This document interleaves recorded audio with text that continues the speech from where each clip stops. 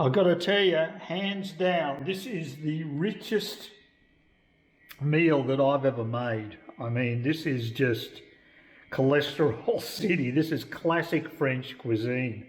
That is brie, which has been cut into half. It's the Tasmanian heritage brie, and you place it on top of the potatoes. There's a layer of potatoes underneath it with cream, doused in cream. Below that is sautéed bacon and in small cuts, the pork belly type bacon with sautéed onions and some garlic, and the base is again the sliced spuds. So yeah, it's definitely a cold weather meal, and actually it's fairly cold weather here in far north Queensland. Absurdly warm compared to, say, the Alps in France, where this concoction came from. But I've got to put that in the oven for 45 minutes, and it should be a golden sort of ripeness then, and we'll just see how it all comes out. It's not something you want to eat a lot of it in a sitting, because you probably will go to ER. So just got to be. This is not one of the healthiest meals I've made, and I do enjoy healthy food, but I just wanted to try some French decadence for a change. So here we go. Well, it's another indifferent day weather-wise. It's quite extraordinary. We had a month where it's just fantastic weather, and since then it's been going downhill. It's been a lazy day for me. I haven't gone out and did it. I mean, I didn't realise how much I rode, how far I rode the bike yesterday, but it was actually, looking at the map, it's at least 4 kilometres, well, more likely 5 kilometres each way, getting up to the Coles. So it was more than a 10-kilometre round trip. So no wonder I felt a bit pooped. So that's not surprising. And of course, my great recipe that I did last night, the very rich recipe with the brie, didn't quite pan out the way I hoped, in that the potatoes weren't properly cooked. They needed more time. They were big potatoes. I'm not used to boiling potatoes of that size, so that they definitely need a little bit more time to be parboiled before being put in the oven. The other thing is that the top is supposed to be browned. But I put the top on the casserole dish. Maybe I should have left it off, and that might have given it more of a chance for the actual cheese to brown at the top.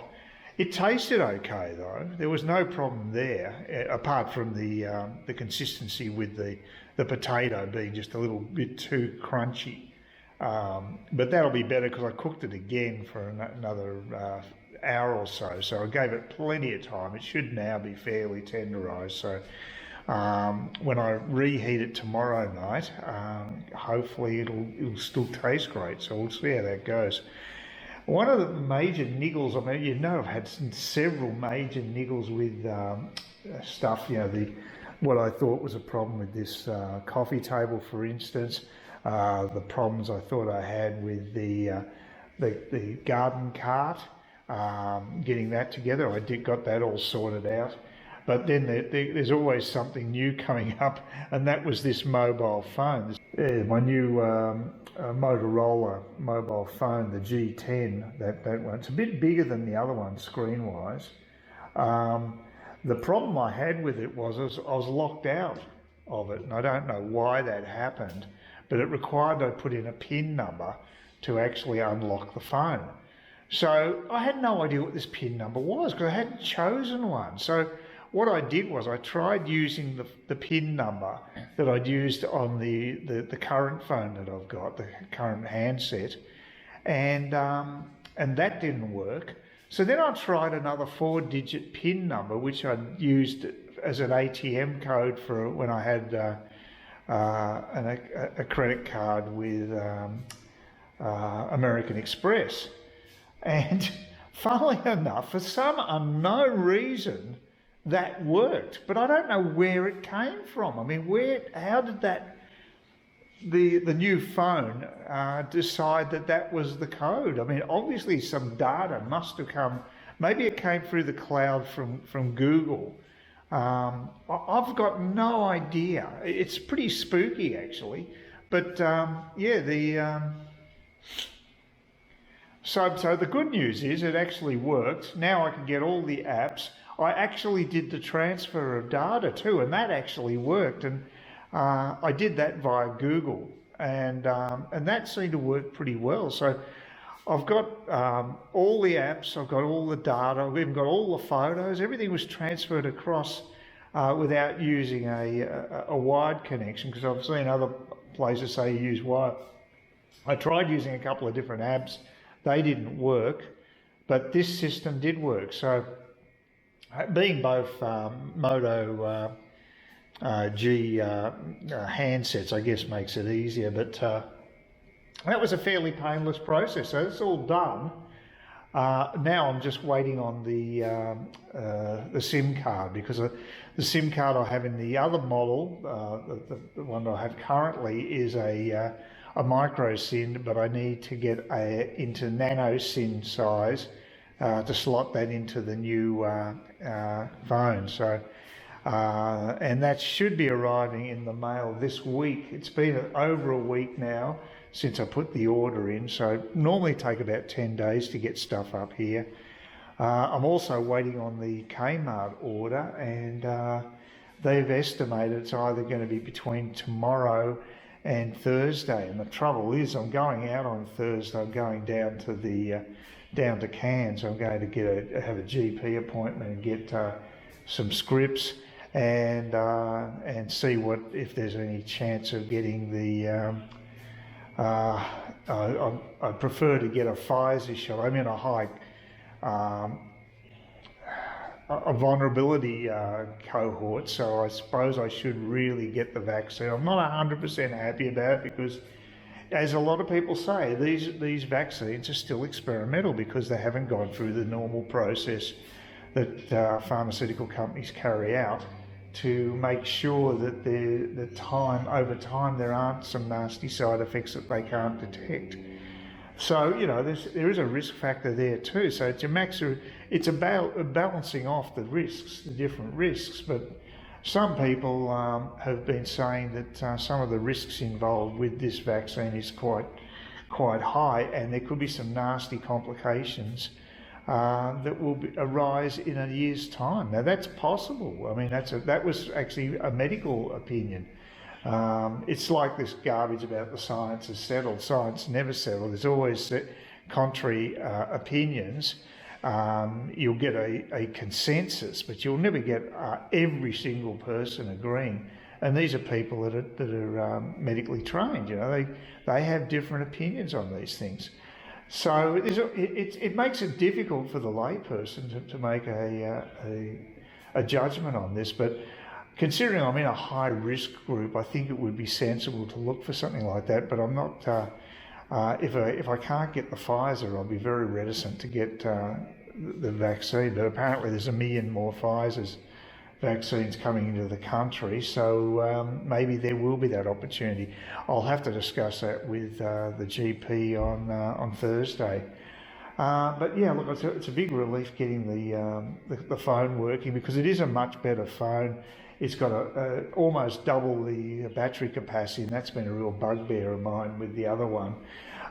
You are recommended only to use up to about 80% of the charge. You're not supposed to charge much higher than that if you want to get the greatest lifespan out of your phone. Now, given that this phone will probably last me 2 days between charges at the very minimum, I might get away with 3 days occasionally, but 2 would be standard. So the actual, because every battery has a certain amount of recharge life in it, and the less frequently you charge up the battery, the longer it will last. So I think this particular phone should last me longer than the current one. So that's the idea behind it. It actually cost me less than the one I currently bought. I think I paid $285 or something for the one I have right now. and this one was 247. So it's got a much superior specs, especially with the battery, and yet it's actually cheaper in nominal terms, which means in real terms it's a lot cheaper. So that's the beauty of technology, and that's one reason why I guess when the inflation rate comes out, when it takes account of that stuff, it does seem lower than what everybody's belief is about inflation. Although I think it's absurd that house sales are not included in the inflation figures. It's just crazy. There's a lot of tampering with stats these days by governments, and it really undermines the what you can believe when it comes to these figures. But like I said, at least I got that's the last hassle I had. I've had a lot of hassle since I've moved into this house, but that's probably about the end of it for the time being. And the worst thing I have to worry about this week might be having to pick up my the Kmart delivery from the post office, because if I'm not around, I'll just leave it in the post office for me to pick up. But that's not that hard to do now that I've got the bike either. It's probably about a 10-minute ride to the local post office. So not even that. I think it'd be less than 10 minutes. So it's quite easy to get there. It's just I can't take any bulky items, heavy items, unless I've got the bus. I have to catch the bus to take that. That'd be the only hassle. So I'd rather it be delivered to my door, but you know, if I can't, it's not the end of the world. So that's good. But yeah, it's a bit of a dull old day, and yeah. I was supposed to get the lawn mowed. I've been putting that off, and it isn't really good enough weather for my liking. I haven't really mowed the lawn for about 3 weeks. I don't know how I got away with it for so long, but yeah, it is getting a bit long down the back, so I'm going to have to attend to that the next day or so, which is not great fun, but it's a task that has to be done. Part of living in suburbia. It's Wednesday. And it's a beautiful day, actually. We've had a lot of rain lately, so it's nice to have some clear skies and just a bit of a wisp of wind as well, not too hard. This seems to be going very successfully. These plants get quite a bit of light here, and that's the pea, climbing pea. That's doing very well.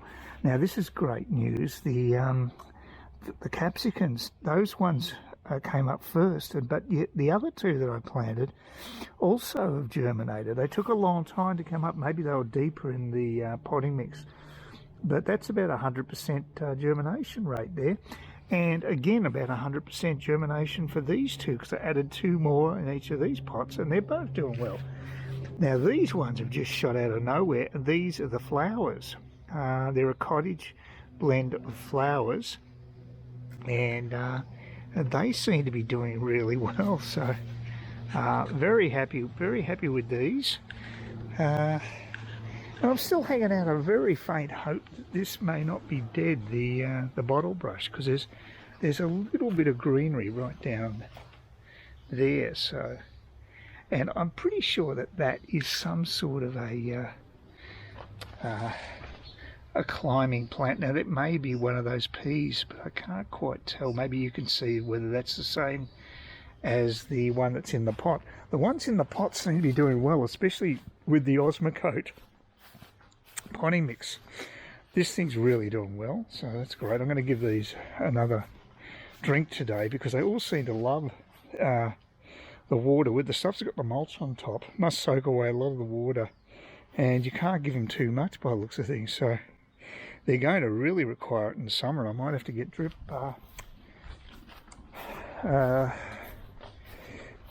irrigation happening. This one loves a lot of water too. They all seem to be water freaks, and plants here are doing pretty well. I think these are the green peppers again. I I thought actually I'd planted, I might be wrong there though, they could be the actual tomatoes. These are tomatoes, but they look a little different to those, so I think they look like peppers. And one of them's actually in that tray too. Now, just to give you an illustration of the difference between the potting mixes, this is fairly scientific. This is the bog standard Brunnings type of mix. It's actually not called Brunnings, but it's the cheap stuff from Bunnings. And you compare it to those. These were all planted at exactly the same time. I think it's fairly obvious which ones are doing better. These are spinach, and the spinach in this one looks definitely retarded compared to that. And you compare that to what's actually in the garden bed, and that's just abysmal. Apart from the mint, which does seem to be quite healthy, but you know, any idiot can grow mint. Mint is piss easy. See, look how stunted that is. You can see that little, that's just a little bit of a remnants really now of spinach, and there's spinach there. That's doing better, but it's not great. And that one's probably one of the healthiest. And again, they're nothing particularly brilliant. There's a smattering of plants here, but they're just not doing that well here. I would have thought they'd do better because of the shade, but they don't seem to like it. Now, that's the plants situation out of the way, and I've got a bit of detective work here too. I came out this morning to find this. Do you see these marks? Burgundy shaped drip marks. Now, is that some animal that's bleeding that's wandered across here? Oh, that's all I can figure. Maybe some bird life or something. It looks as though they've been attacked. Looks like that could be blood drips, and it goes right across to here. So anyone into amateur forensics might be able to give me an idea what caused that. And of course, this is the view now of the backyard, and you can see I can just get a total panoramic view of the neighbour's place, which I don't really want. But they're happy not to do it, to get it. They don't want to be seen either, so we're going to get a fence there, but I haven't heard anything from her. So that's another thing I've got to wait for. Excuse me, runny nose. I seem to get a lot of congestion up here, a lot of inflammation. There's presumably a lot of pollens going around, and you can probably hear that there's another motor mower's just started up in the background. You may not be able to hear that. So yeah, that's one of the things. The other big thing I got sorted yesterday, I finally got my SIM card through the mail from Aldi Mobile, because I had to put a nano SIM in the new mobile phone, and I did that, but then I tried to activate it, which means you have to deactivate the current one. So I was without service for about half an hour to an hour. The thing that worried me is as soon as I did the deactivation, when I put the new SIM card number in on screen, the thing just froze, the whole page froze. So I was a bit concerned that it hadn't taken and I was without mobile service. So I tried doing it several times and it said it was the wrong number, and then I was freaking out a bit, and so I rang customer support. Didn't take too long to get through to Aldi Mobile customer support.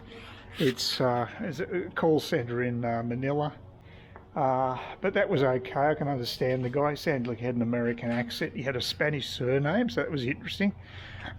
He's a nice enough guy, and look, there was no problem. The actual I could see that during the duration of the call there, that the service had been switched on, and that I only had a very low bar reading on the mobile, but it was actually working. So that was good news, because without the mobile, especially at the moment with all the tradie stuff, you know, we don't have a mobile phone. You're trying to deal with tradies these days. It's pretty difficult. Anyway, so that got sorted, but I'm going out tomorrow. Oh, one thing I can't get worked out is for some reason I can't transfer the messages from the old mobile through to the new one. I've got the contact list went through okay, but not the actual messages themselves for some reason.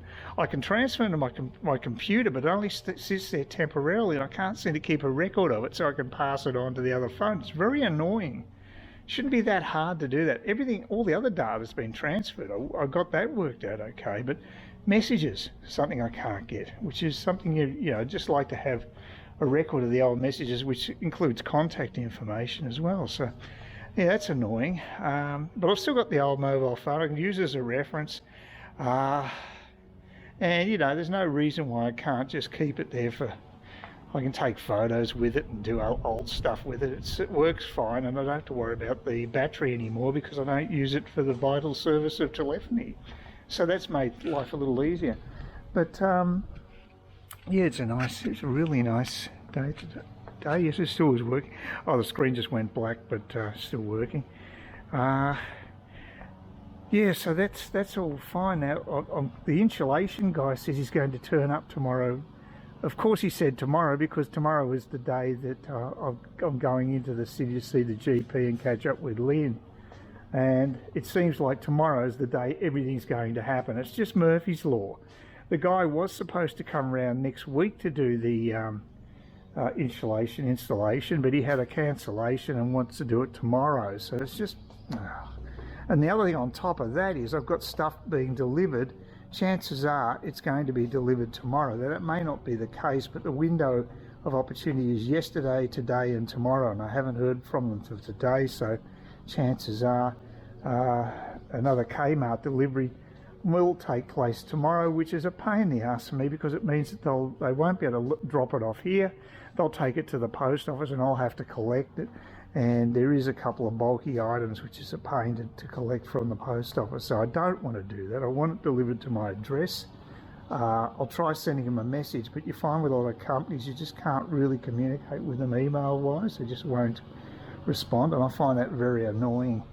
So yeah, not looking forward to getting on the bus and go, and especially considering now we've got that bloody corona thing happening. We've got masks and I hate that too, so I'm going to have to go to the city on the bus wearing a bloody mask, to the GP with a bloody mask. When I catch up with Lynn, I guess we can demask at something at least, but we can't go out to somewhere like PJ's because it's still, again, you'd have to wear a damn mask. So this is the week I really don't want to go out because of all this crap, but unfortunately I'm going to have to.